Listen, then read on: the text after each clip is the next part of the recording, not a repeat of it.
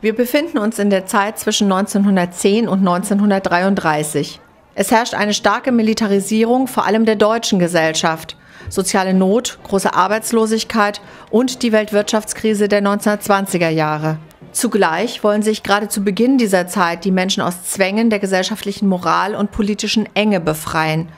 Lebensreform heißt das Stichwort oder Sezession. Diese zeigen sich unter anderem in Architektur, bildender Kunst und Mode.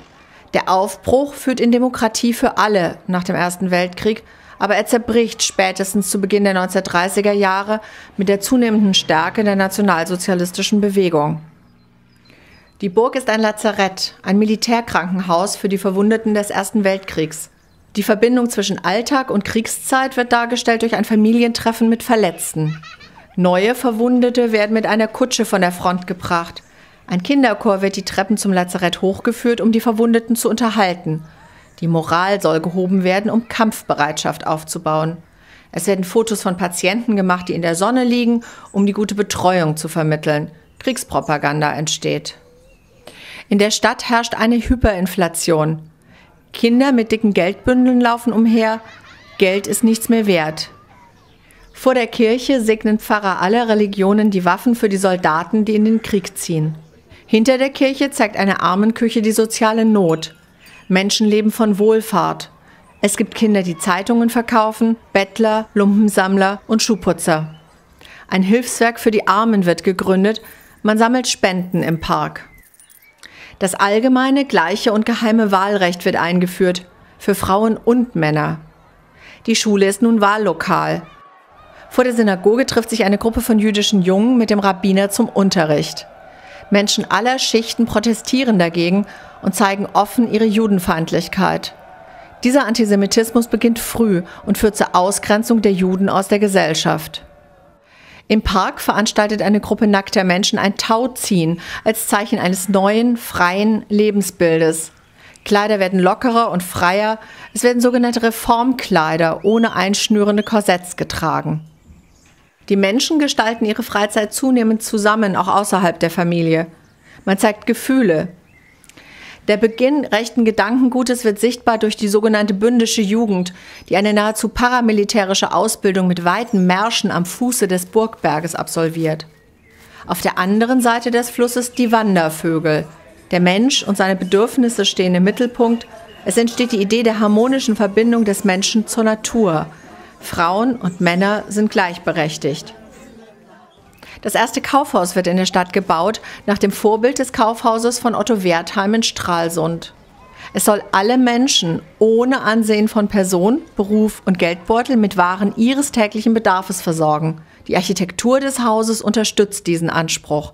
Sie ist modern und für ihre Zeit radikal, sogenannte neue Sachlichkeit. Vor dem Rathaus wird nach dem Ende des Ersten Weltkriegs die Republik ausgerufen. Eine Gruppe von Menschen jubelt.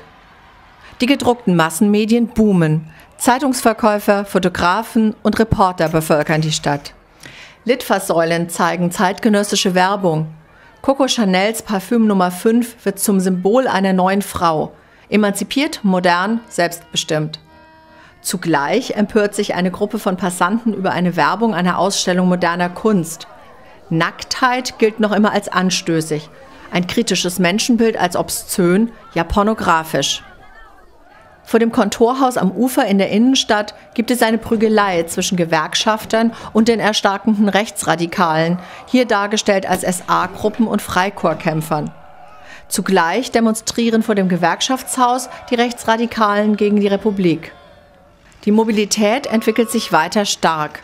Es gibt ein erstes motorisiertes Feuerwehrfahrzeug neben der abgebrannten Gaststätte. Der motorisierte Verkehr ist präsent in der Stadt. Daneben gibt es allerdings noch Kutschen mit Pferden und viele Fahrräder. Die Straßenbahn wird erweitert und fährt elektrisch. Die Entstehung des Kinos zeigt die kulturelle Entwicklung und zugleich die Kritik an der modernen Zeit und die Warnung vor ihrer heraufziehenden Krise. Fritz Langs Film Metropolis wird beworben. Die Freizeitgestaltung auf dem Fluss nimmt zu. Wettkämpfe werden ausgetragen. Sport ist ein neuer Bestandteil der Beschäftigung des Menschen mit sich selbst. Noch treten jüdische Sportler von Maccabi gegen andere Sportvereine an. Schifffahrt wird zur Freizeitgestaltung der Massen. Es gibt eine Ausflugsparkasse mit dem Auftritt einer Unterhaltungskünstlerin im Stile der großen Tänzerin Josephine Baker. Man bestaunt sie, erkennt sie als Schwarze, aber nicht als gleichberechtigt an. Auf der Brücke bejubeln Menschenmassen den Auszug der jungen Männer in den Ersten Weltkrieg. Alle werden getragen von dem Irrglauben, die Männer seien nach einem technologisch überlegen geführten Blitzkrieg bald wieder zu Hause. Am Rande der Szenerie ermorden Freikorpskämpfer die Führer der kommunistischen Partei, Karl Liebknecht und Rosa Luxemburg. Politische Morde sind Bestandteil der radikalen Kämpfe gegen die Demokratie. Die Fabrik ist nun zum großen Industriekomplex angewachsen, in dem Fahrräder auch fürs Militär produziert werden. Sie drückt Macht, Reichtum, Fortschritt und großes Selbstbewusstsein aus. Der Fabrikbesitzer ist zu sehen, er hat sich mit seinem Lebensmittelpunkt allerdings von seiner Arbeit gelöst und lebt nicht mehr neben der Fabrik. Auch hier prallen die gesellschaftlichen Gegensätze zunehmend aufeinander. Es findet eine Demonstration für den Kampf ums Frauenwahlrecht der örtlichen Frauenbewegung statt. Die Arbeiterfrauen und die Arbeiterinnen sollen zum Mitwirken animiert werden. In der Arbeitersiedlung zeigt sich große Armut.